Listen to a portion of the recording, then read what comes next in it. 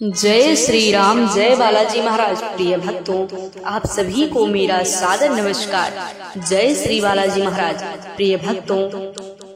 आज का ये वीडियो उन सभी भक्तों के लिए है जिनके जीवन में विभिन्न प्रकार की परेशानियां प्रतिदिन बढ़ती जा रही हैं, जिनके ऊपर कर्ज का भार बढ़ता जा रहा है, जिनके सभी कार्य बनते बनते बिगड़ जाते हैं और शत्रु बिना वजह बार बार परेशान कर रहा है। उन सभी भक्तों से निवेदन करेंगे कि इस वीडियो को स्किप ना करें, पूरा सुनने का प्रयास करें। प्रभु श्री हनुमान जी महाराज की अद्भुत कृपा प्राप्त होगी, जिससे आपके समस्त प्रकार के संकट व परेशानियों का अंत हो जाएगा। आपका बड़े से बड़ा शत्रु भी आपके सामने घुटने टेक देगा और दया की भीख मांगेगा। आपके सभी कार्य व बहुत दिनों से रुका हुआ कार्य व कठिन से भी कठिन कार्य प्रभु श्री हनुमान जी महाराज की कृपा से आसानी से व तरक्की के साथ सिद्ध हो जाएगा और आपकी बड़ी से बड़ी इच्छा व मनोकामना शीघ्र ही पूरी हो जाएगी और आपके ऊपर बढ़ता हुआ कर्ज धीरे धीरे समाप्त हो जाएगा। प्रिय भक्तों, प्रभु श्री हनुमान जी महाराज की कृपा से जीवन में सुख ही सुख होगा। प्रिय भक्तों, इस महामंत्र को सच्चे मन से सुने व पढ़ने मात्र से ही प्रभु श्री हनुमान जी महाराज की शीघ्र ही कृपा प्राप्त होती है। प्यारे भक्तों, यदि संभव हो सके तो सुबह उठकर स्नान आदि करके श्री हनुमान जी महाराज के सम्मुख बैठकर श्री हनुमान चालीसा का पाठ करें। यदि आपके पास समय की कमी है तो आपसे निवेदन है कि अपने ही मोबाइल पर चलाकर किसी भी एक मंत्र अथवा चौपाई का सच्चे मन से जप करें व पूरा सुनने का प्रयास करें। प्रभु श्री हनुमान जी महाराज की शीघ्र ही कृपा प्राप्त होगी, जिससे आपके जीवन के समस्त संकट व अंधकार का अंत होकर आपके जीवन में सुख ही सुख होगा। प्रिय भक्तों, आइए बिना देर के इस महाशक्तिशाली व सिद्ध मंत्र को जानें। उससे पहले आप सभी भक्तों से एक छोटा सा निवेदन है कि यदि आप चैनल पर नए होइएगा तो चैनल को सब्सक्राइब करके कमेंट में जय श्री राम, जय बालाजी महाराज लिखकर अपनी हाजिरी अवश्य लगा दीजिएगा। प्यारे भक्तों, मंत्र कुछ इस प्रकार है। श्री राम दूतम महावीरम महासत्व महात्करम महाकष्ट विनाशाय सस्मरामि कपीश्वरम। श्री राम दूतम महावीरम महासत्व महात्करम महाकष्ट विनाशाय सस्मरामि कपीश्वरम। श्री राम दूतम महावीरम महासत्व महात्करम महाकष्ट विनाशाय सस्मरामि कपीश्वरम।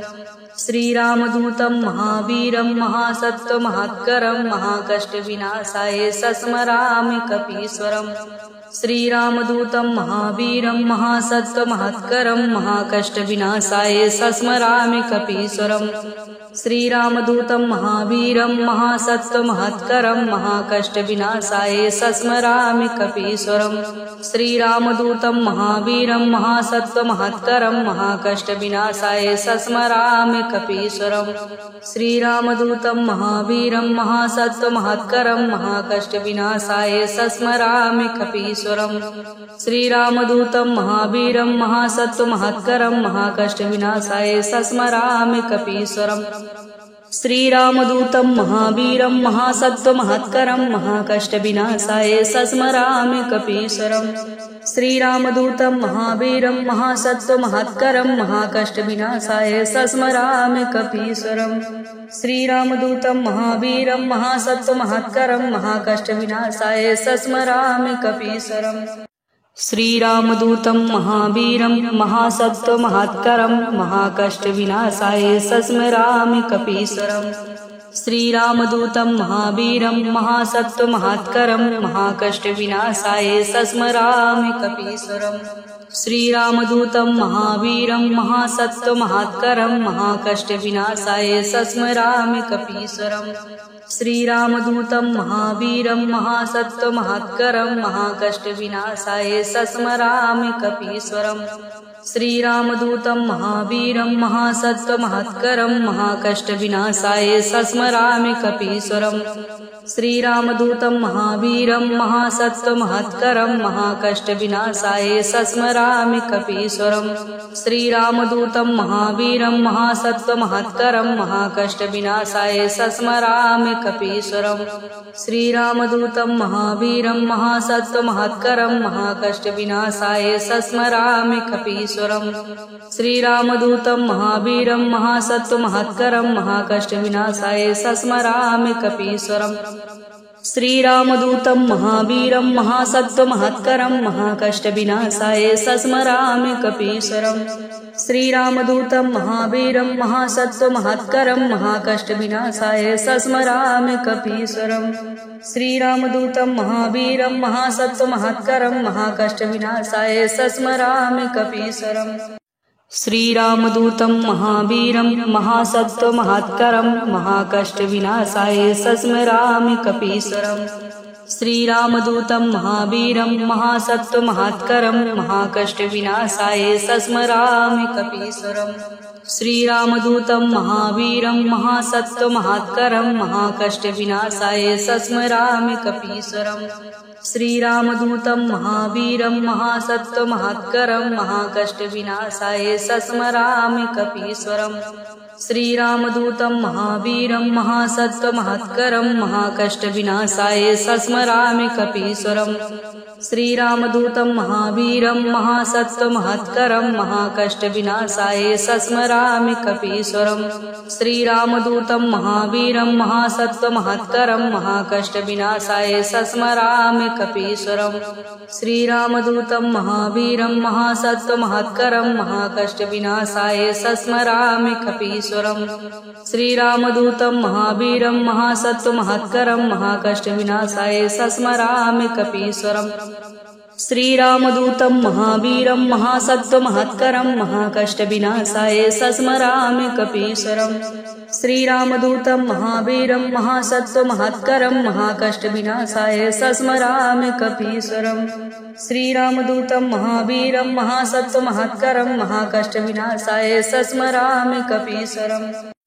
श्रीरामदूतं महावीरं महासत्त्वमहत्करं महाकष्टविनाशाय सस्मरामि कपीश्वरम् श्रीरामदूतं महावीरं महासत्त्वमहत्करं महाकष्टविनाशाय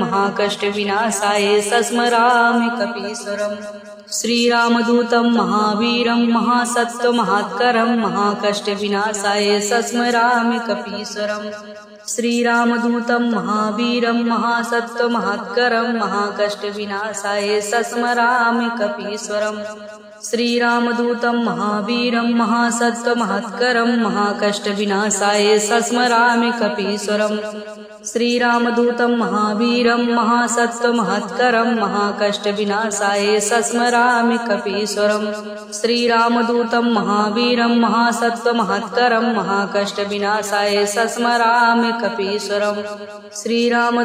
महावीरं महासत्त्वमहत्करं महाकष्टविनाशाय सस्मरामि कपीश्वरम् श्रीरामदूतं महावीरं महासत्त्वमहत्करं महाकष्टविनाशाय सस्मरामि कपीश्वरम् श्रीरामदूतं महावीरं महासत्त्वमहत्करं महाकष्टविनाशाय सस्मरामि कपीश्वरम् श्रीरामदूतं महावीरं महासत्त्वमहत्करं महाकष्टविनाशाय सस्मरामि कपीश्वरम् श्रीरामदूतं महावीरं महासत्त्वमहत्करं महाकष्टविनाशाय सस्मरामि कपीश्वरम् श्रीरामदूतं महावीरं महासत्त्वमहत्करं महाकष्टविनाशाय सस्मरामि कपीश्वरम् श्रीरामदूतं महावीरं महासत्त्वमहत्करं महाकष्टविनाशाय सस्मरामि कपीश्वरम् श्रीरामदूतं महावीरं महासत्त्वमहत्करं महाकष्टविनाशाय सस्मरामि कपीश्वरम् श्रीरामदूतं महावीरं महासत्त्वमहत्करं महाकष्टविनाशाय सस्मरामि कपीश्वरम् श्रीरामदूतं महावीरं महासत्त्वमहत्करं महाकष्टविनाशाय सस्मरामि कपीश्वरम्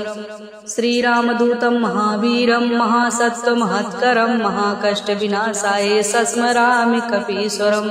श्रीरामदूतं महावीरं महासत्त्वमहत्करं महाकष्टविनाशाय सस्मरामि कपीश्वरम्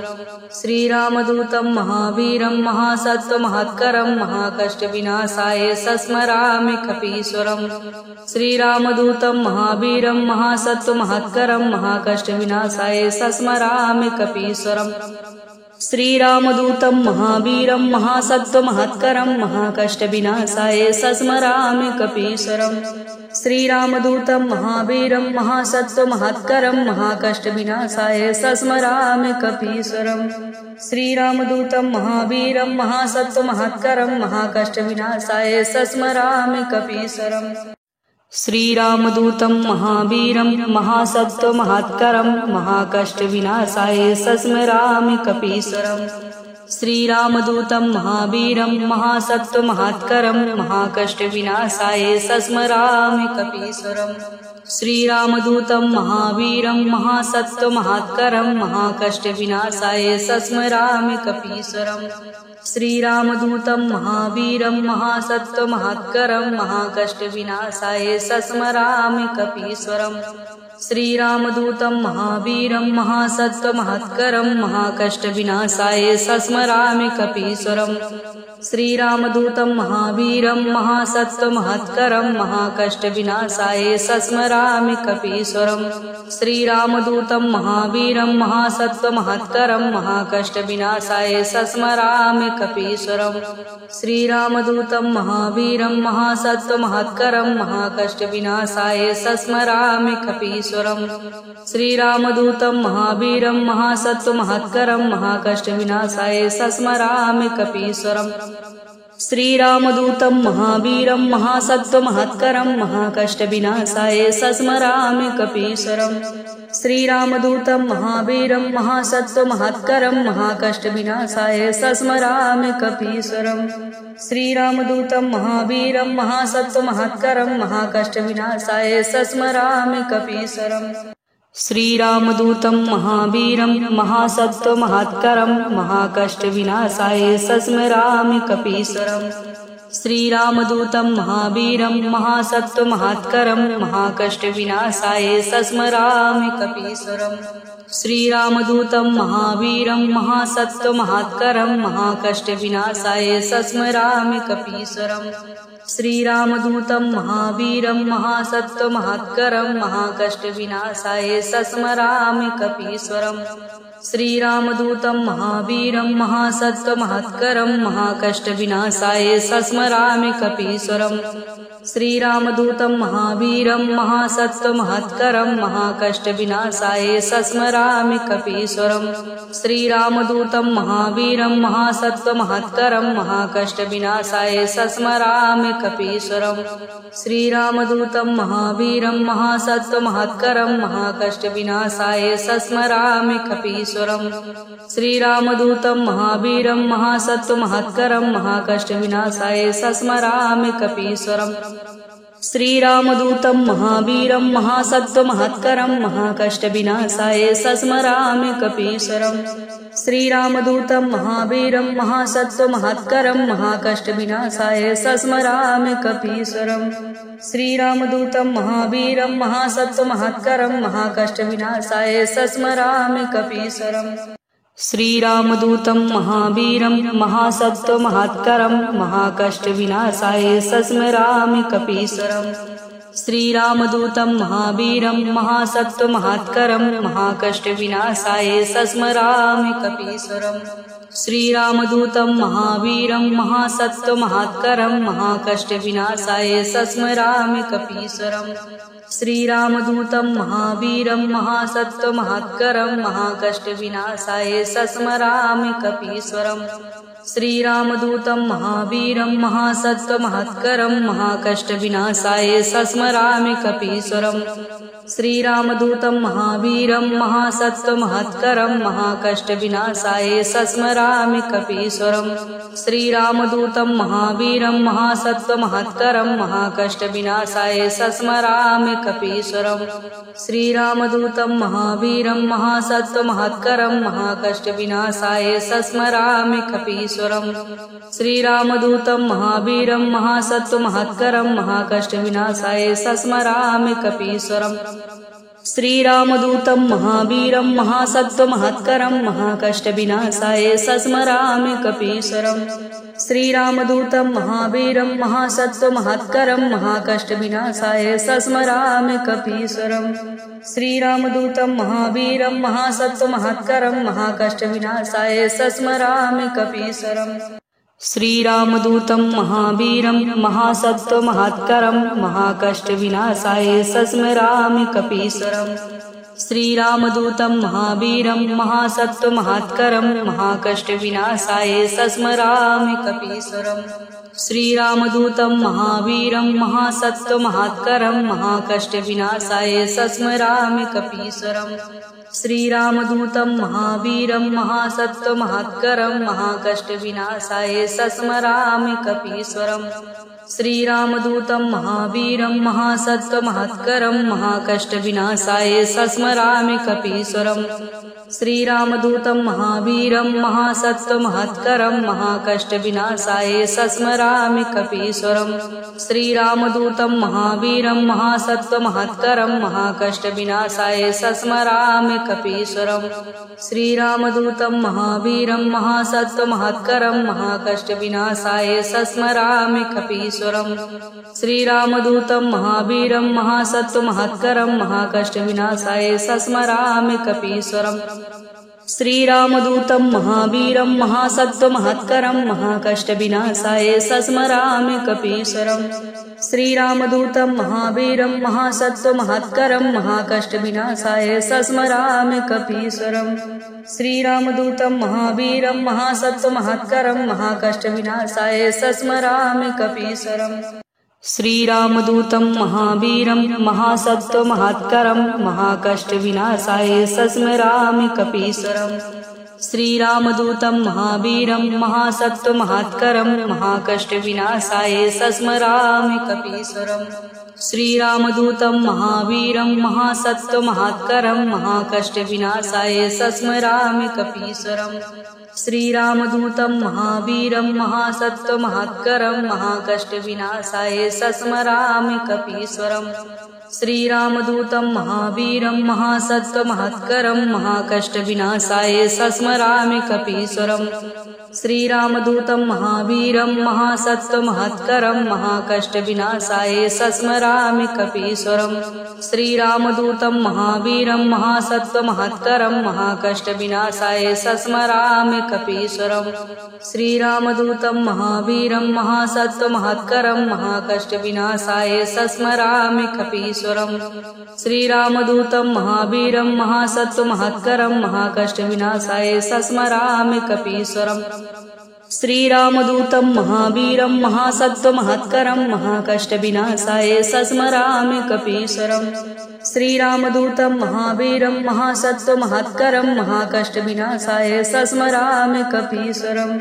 श्रीरामदूतं महावीरं महासत्त्वमहत्करं महाकष्टविनाशाय सस्मरामि कपीश्वरम् श्रीरामदूतं महावीरं महासत्त्वमहत्करं महाकष्टविनाशाय सस्मरामि कपीश्वरम् श्रीरामदूतं महावीरं महासत्त्वमहत्करं महाकष्टविनाशाय सस्मरामि कपीश्वरम् श्रीरामदूतं महावीरं महासत्त्वमहत्करं महाकष्टविनाशाय सस्मरामि कपीश्वरम् श्रीरामदूतं महावीरं महासत्त्वमहत्करं महाकष्टविनाशाय सस्मरामि कपीश्वरम् श्रीरामदूतं महावीरं महासत्त्वमहत्करं महाकष्टविनाशाय सस्मरामि कपीश्वरम् श्रीरामदूतं महावीरं महासत्त्वमहत्करं महाकष्टविनाशाय सस्मरामि कपीश्वरम् श्रीरामदूतं महावीरं महासत्त्वमहत्करं महाकष्टविनाशाय सस्मरामि कपीश्वरम् श्रीरामदूतं महावीरं महासत्त्वमहत्करं महाकष्टविनाशाय सस्मरामि कपीश्वरम् श्रीरामदूतं महावीरं महासत्त्वमहत्करं महाकष्टविनाशाय सस्मरामि कपीश्वरम् श्रीरामदूतं महावीरं महासत्त्वमहत्करं महाकष्टविनाशाय सस्मरामि कपीश्वरम् श्रीरामदूतं महावीरं महासत्त्वमहत्करं महाकष्टविनाशाय सस्मरामि कपीश्वरम् श्रीरामदूतं महावीरं महासत्त्वमहत्करं महाकष्टविनाशाय सस्मरामि कपीश्वरम् श्रीरामदूतं महावीरं महासत्त्वमहत्करं महाकष्टविनाशाय सस्मरामि कपीश्वरम् श्रीरामदूतं महावीरं महासत्त्वमहत्करं महाकष्टविनाशाय सस्मरामि कपीश्वरम् श्रीरामदूतं महावीरं महासत्त्वमहत्करं महाकष्टविनाशाय सस्मरामि कपीश्वरम् श्रीरामदूतं महावीरं महासत्त्वमहत्करं महाकष्टविनाशाय सस्मरामि कपीश्वरम् श्रीरामदूतं महावीरं महासत्त्वमहत्करं महाकष्टविनाशाय सस्मरामि कपीश्वरम् श्रीरामदूतं महावीरं महासत्त्वमहत्करं महाकष्टविनाशाय सस्मरामि कपीश्वरम् श्रीरामदूतं महावीरं महासत्त्वमहत्करं महाकष्टविनाशाय सस्मरामि कपीश्वरम् श्रीरामदूतं महावीरं महासत्त्वमहत्करं महाकष्टविनाशाय सस्मरामि कपीश्वरम् श्रीरामदूतं महावीरं महासत्त्वमहत्करं महाकष्टविनाशाय सस्मरामि कपीश्वरम् श्रीरामदूतं महावीरं महासत्त्वमहत्करं महाकष्टविनाशाय सस्मरामि कपीश्वरम् श्रीरामदूतं महावीरं महासत्त्वमहत्करं महाकष्टविनाशाय सस्मरामि कपीश्वरम् श्रीरामदूतं महावीरं महासत्त्वमहत्करं महाकष्टविनाशाय सस्मरामि कपीश्वरम् श्रीरामदूतं महावीरं महासत्त्वमहत्करं महाकष्टविनाशाय सस्मरामि कपीश्वरम् श्रीरामदूतं महावीरं महासत्त्वमहत्करं महाकष्टविनाशाय सस्मरामि कपीश्वरम् श्रीरामदूतं महावीरं महासत्त्वमहत्करं महाकष्टविनाशाय सस्मरामि कपीश्वरम् श्रीरामदूतं महावीरं महासत्त्वमहत्करं महाकष्टविनाशाय सस्मरामि कपीश्वरम् श्रीरामदूतं महावीरं महासत्त्वमहत्करं महाकष्टविनाशाय सस्मरामि कपीश्वरम् श्रीरामदूतं महावीरं महासत्त्वमहत्करं महाकष्टविनाशाय सस्मरामि कपीश्वरम् श्रीरामदूतं महावीरं महासत्त्वमहत्करं महाकष्टविनाशाय सस्मरामि कपीश्वरम्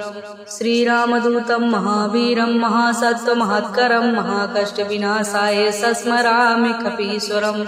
श्रीरामदूतं महावीरं महासत्त्वमहत्करं महाकष्टविनाशाय सस्मरामि कपीश्वरम्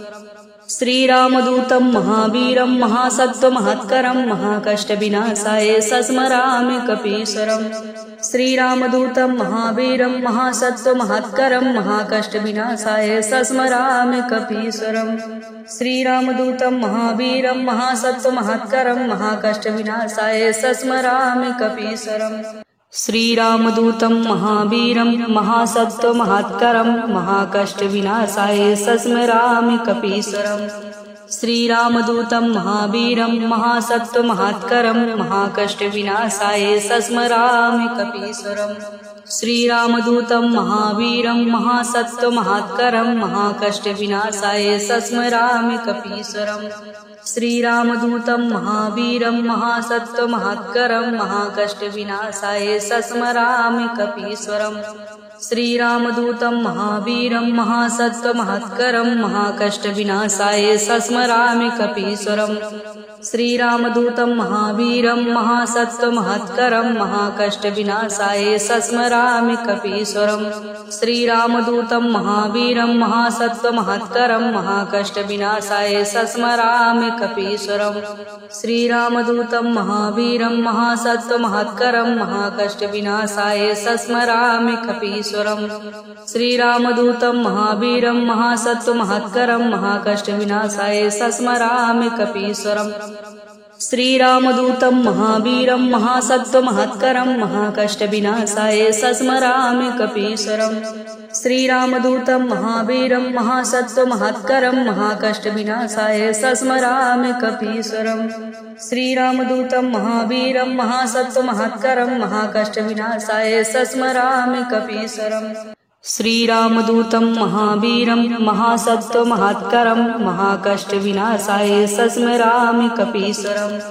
श्रीरामदूतं महावीरं महासत्त्वमहत्करं महाकष्टविनाशाय सस्मरामि कपीश्वरम्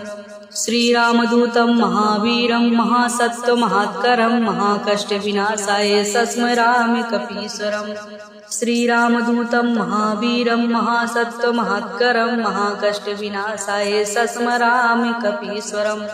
श्रीरामदूतं महावीरं महासत्त्वमहत्करं महाकष्टविनाशाय सस्मरामि कपीश्वरम् श्रीरामदूतं महावीरं महासत्त्वमहत्करं महाकष्टविनाशाय सस्मरामि कपीश्वरम् श्रीरामदूतं महावीरं महासत्त्वमहत्करं महाकष्टविनाशाय सस्मरामि कपीश्वरम् श्रीरामदूतं महावीरं महासत्त्वमहत्करं महाकष्टविनाशाय सस्मरामि कपीश्वरम् श्रीरामदूतं महावीरं महासत्त्वमहत्करं महाकष्टविनाशाय सस्मरामि कपीश्वरम् श्रीरामदूतं महावीरं महासत्त्वमहत्करं महाकष्टविनाशाय सस्मरामि कपीश्वरम् श्रीरामदूतं महावीरं महासत्त्वमहत्करं महाकष्टविनाशाय सस्मरामि कपीश्वरम् श्रीरामदूतं महावीरं महासत्त्वमहत्करं महाकष्टविनाशाय सस्मरामि कपीश्वरम् श्रीरामदूतं महावीरं महासत्त्वमहत्करं महाकष्टविनाशाय सस्मरामि कपीश्वरम् श्रीरामदूतं महावीरं महासत्त्वमहत्करं महाकष्टविनाशाय सस्मरामि कपीश्वरम् श्रीरामदूतं महावीरं महासत्त्वमहत्करं महाकष्टविनाशाय सस्मरामि कपीश्वरम् श्रीरामदूतं महावीरं महासत्त्वमहत्करं महाकष्टविनाशाय सस्मरामि कपीश्वरम् श्रीरामदूतं महावीरं महासत्त्वमहत्करं महाकष्टविनाशाय सस्मरामि कपीश्वरम् श्रीरामदूतं महावीरं महासत्त्वमहत्करं महाकष्टविनाशाय सस्मरामि कपीश्वरम् श्रीरामदूतं महावीरं महासत्त्वमहत्करं महाकष्टविनाशाय सस्मरामि कपीश्वरम् श्रीरामदूतं महावीरं महासत्त्वमहत्करं महाकष्टविनाशाय सस्मरामि कपीश्वरम्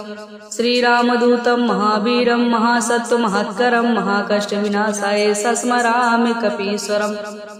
श्रीरामदूतं महावीरं महासत्त्वमहत्करं महाकष्टविनाशाय सस्मरामि कपीश्वरम् श्रीरामदूतं महावीरं महासत्त्वमहत्करं महाकष्टविनाशाय सस्मरामि कपीश्वरम्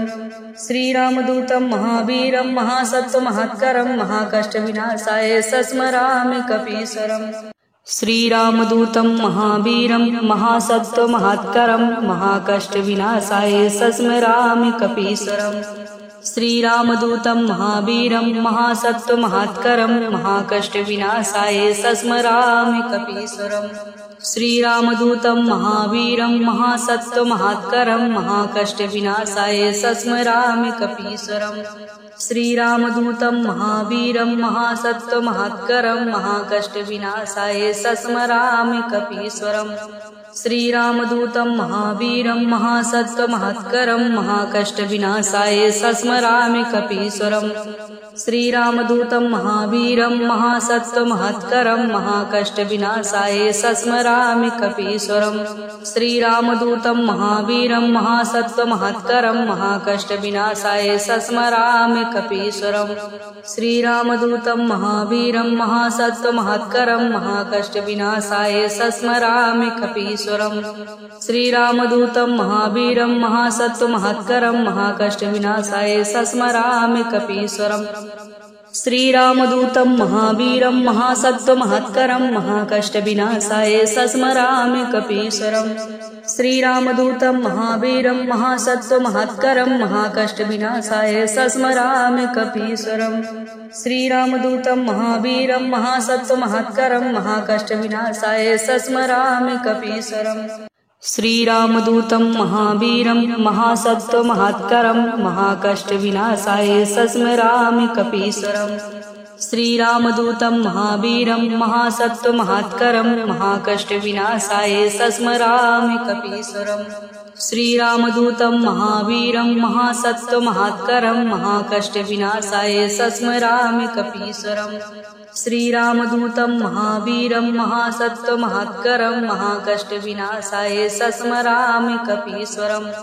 श्रीरामदूतं महावीरं महासत्त्वमहत्करं महाकष्टविनाशाय सस्मरामि कपीश्वरम् श्रीरामदूतं महावीरं महासत्त्वमहत्करं महाकष्टविनाशाय सस्मरामि कपीश्वरम् श्रीरामदूतं महावीरं महासत्त्वमहत्करं महाकष्टविनाशाय सस्मरामि कपीश्वरम् श्रीरामदूतं महावीरं महासत्त्वमहत्करं महाकष्टविनाशाय सस्मरामि कपीश्वरम् श्रीरामदूतं महावीरं महासत्त्वमहत्करं महाकष्टविनाशाय सस्मरामि कपीश्वरम् श्रीरामदूतं महावीरं महासत्त्वमहत्करं महाकष्टविनाशाय सस्मरामि कपीश्वरम् श्रीरामदूतं महावीरं महासत्त्वमहत्करं महाकष्टविनाशाय सस्मरामि कपीश्वरम् श्रीरामदूतं महावीरं महासत्त्वमहत्करं महाकष्टविनाशाय सस्मरामि कपीश्वरम् श्रीरामदूतं महावीरं महासत्त्वमहत्करं महाकष्टविनाशाय सस्मरामि कपीश्वरम् श्रीरामदूतं महावीरं महासत्त्वमहत्करं महाकष्टविनाशाय सस्मरामि कपीश्वरम् श्रीरामदूतं महावीरं महासत्त्वमहत्करं महाकष्टविनाशाय सस्मरामि कपीश्वरम् श्रीरामदूतं महावीरं महासत्त्वमहत्करं महाकष्टविनाशाय सस्मरामि कपीश्वरम् श्रीरामदूतं महावीरं महासत्त्वमहत्करं महाकष्टविनाशाय सस्मरामि कपीश्वरम् श्रीरामदूतं महावीरं महासत्त्वमहत्करं महाकष्टविनाशाय सस्मरामि कपीश्वरम् श्रीरामदूतं महावीरं महासत्त्वमहत्करं महाकष्टविनाशाय सस्मरामि